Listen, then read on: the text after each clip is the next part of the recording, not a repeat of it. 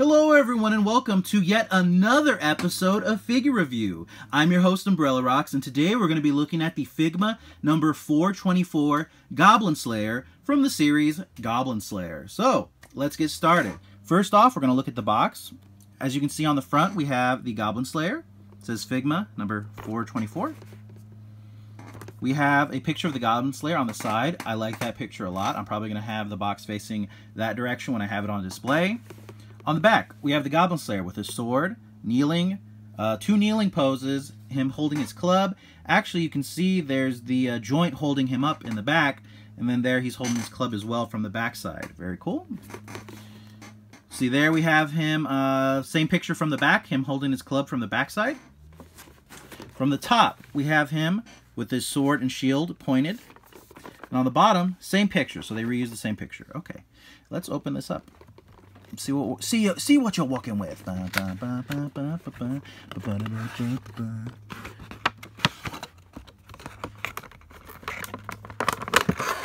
Just pull you on out. You're going to be back there from now on. Okay, so here we have the actual Goblin Slayer.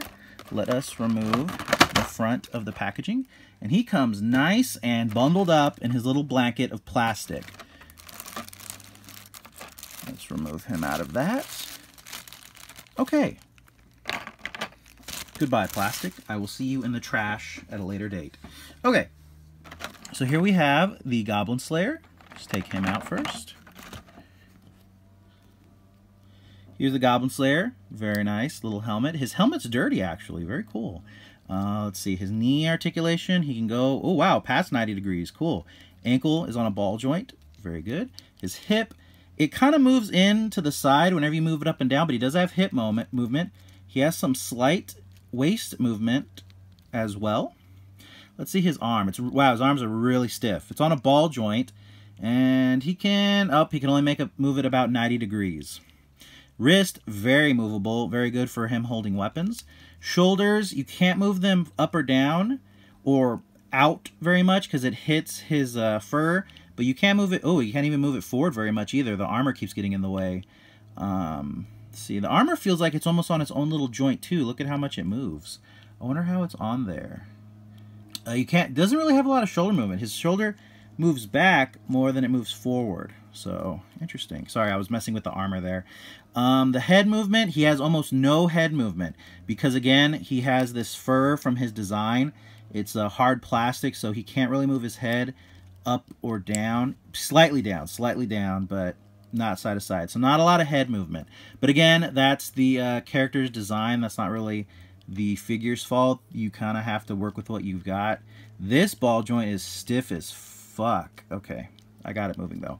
All right, so there is the Goblin Slayer. He also comes with a shield. You can see there's leather straps on the back, so I guess you just put it through his arm. Let's see, is that how it works? Yeah, it just kind of straps on his arm. Interesting. Next, we have a sword and a club. Yeah, this plastic is super sticky. I don't know why. I guess it's like it's got some adhesive on there. Okay. We have his sword. It might be a little hard to see, but that side is nice and clean. And this side has some like dirt smudges on there. I don't know if you can kind of see that. There's about 3 or 4 black smudges. On this side, it doesn't have it.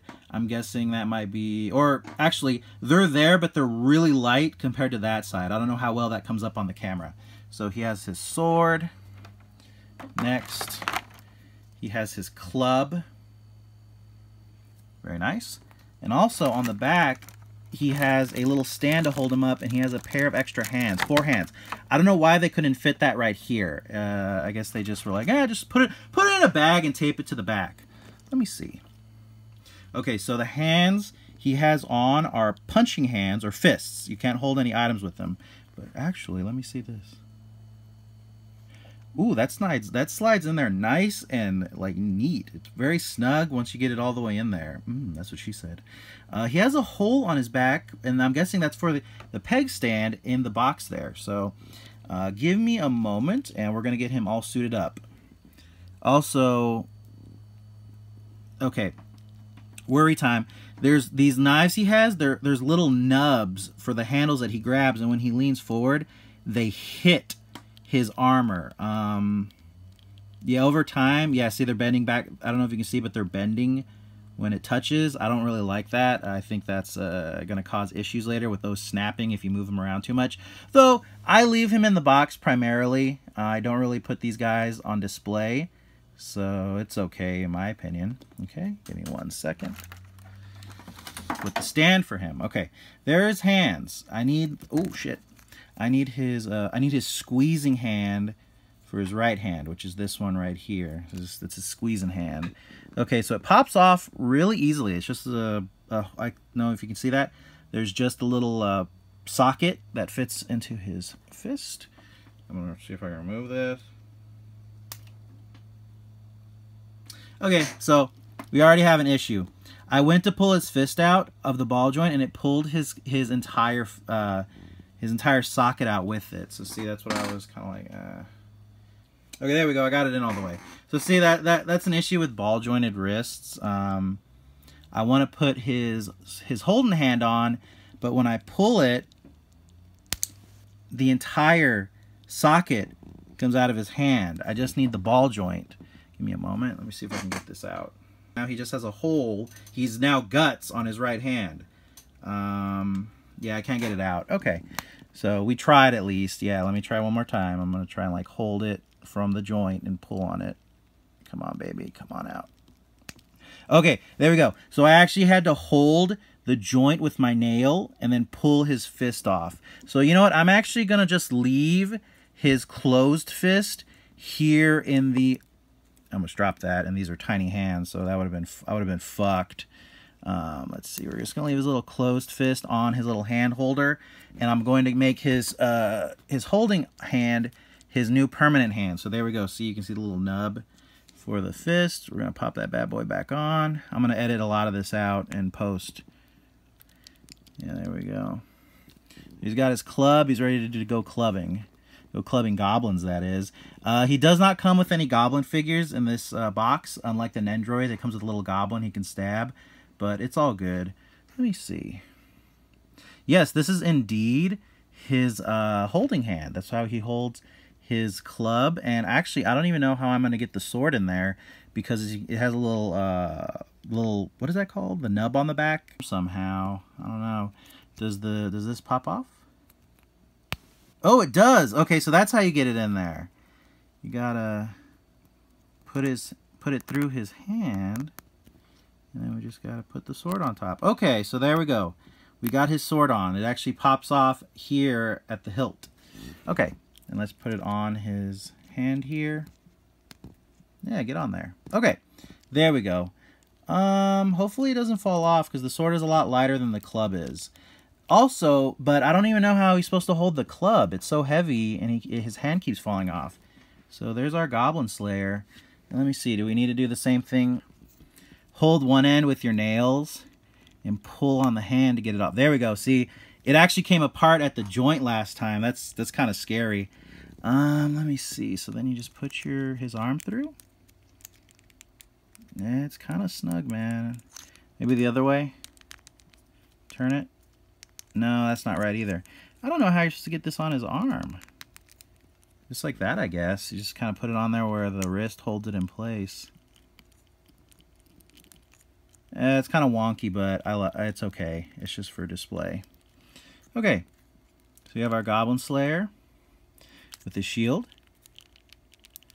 You can't even move his arm up. Jesus. Yeah, this thing does not have good articulation, but it's because of the armor. There we go. We have his shield on in front of him. He's got his sword. He's ready to fight some fucking goblins. Very cool. Yeah, this thing is... I would not suggest changing his arms a lot. Not a lot of articulation. It's really stiff, but hey, man.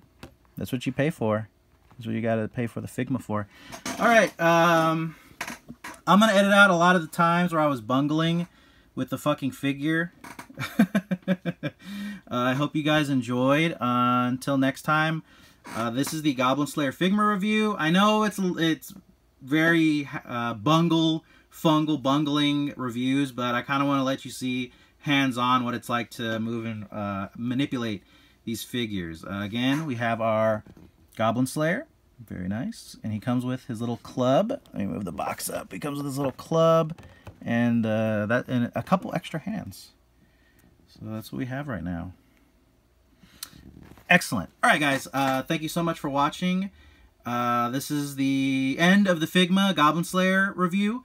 I like the figure a lot, but there's a couple issues with it, but that is just manufacturing issues and character design issues. He doesn't have a lot of mobility in his shoulders because of the armor and his head. But that's okay. I don't mind. All right, guys. Thank you so much for watching. I will see y'all next time. Later. Slay those goblins, Goblin Slayer. Yeah.